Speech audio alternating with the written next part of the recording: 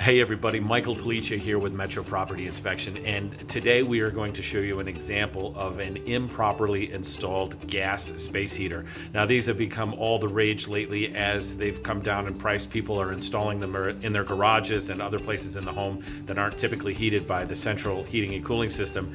That way people can do hobbies in the wintertime in their garages and so forth.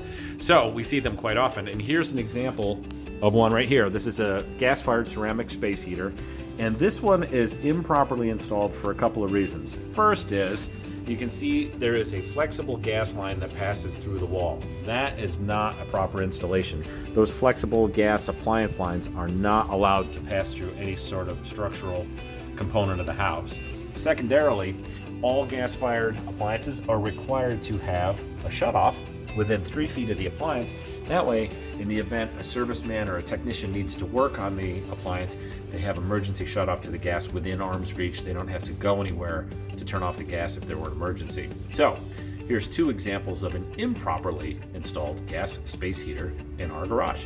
These are just some of the things that we look for while we're doing an inspection, and we'd love for you to use us on your next inspection. Thanks so much for watching. We'll see you on the next one.